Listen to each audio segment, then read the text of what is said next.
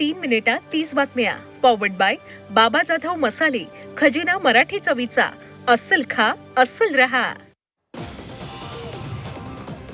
ठाणे महापौर पदासाठी आरक्षण जाहीर करण्यात आले. ठाण्यात महापौर पदाकरिता भाजप आग्रही आहे. भाजपनं महापौर पदासाठी प्रभाग क्रमांक 15 मधून निवडून आलेले सुरेश कांबळे यांचं नाव चर्चेत आहे.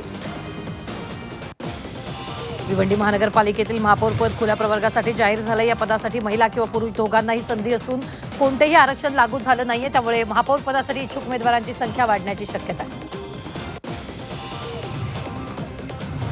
उल्हासनगर महापालिकेचं महापौर पद यंदा इतर मागासवर्गीय प्रवर्गासाठी आरक्षित झालं. त्यामुळे राजकीय हालचालींना वेग आलाय. 40 नगरसेवकांचा गट नोंदणी केलेल्या शिवसेनेत महापौर पदासाठी इच्छुकांची संख्या वाढताना दिसते.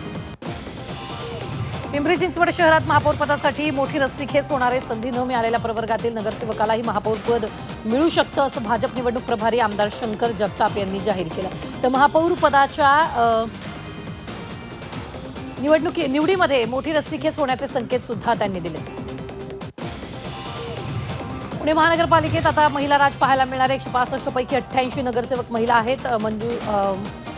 मनुषा नागपुरे, वर्षा तापकीर आणि मानसी देशपांडे, रंजना टिळेकर आणि स्वरदा बापट यांची नावं महापौर पदाच्या चर्चेत आहे.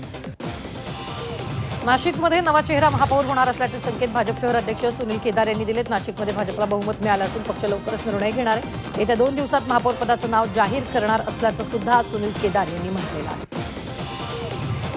वसई विरार शहर महानगरपालिकेच्या महापौर पदाचं आरक्षण खुल्या प्रवर्गासाठी जाहीर झाले. संभाव्य महापौर म्हणून बहुजन विकास आघाडीचे संघटक सचिव आणि माजी स्थायी समिती सभापती आजीव पाटील, माजी महापौर प्रवीण शेट्टी यांची नावं चर्चेत आहेत.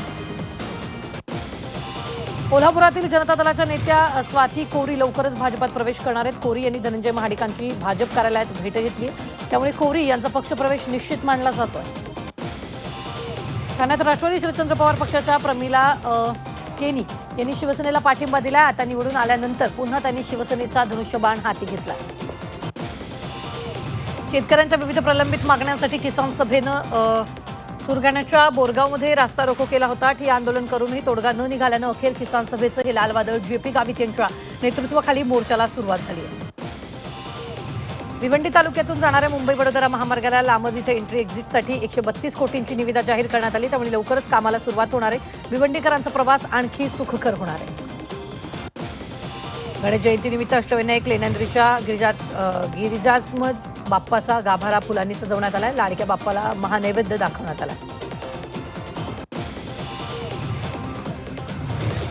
भारताचे माजी पंतप्रधान HD देवेगौडा यांनी कुटुंबियांसह पंढरपूरमध्ये विठ्ठल रुक्मिणीचं दर्शन घेतलं. दर्शन घेण्यापूर्वीच HD देवेगौडा यांनी चंद्रभागा नदीत हात पाय धुतल्याचं पाहायला मिळालं.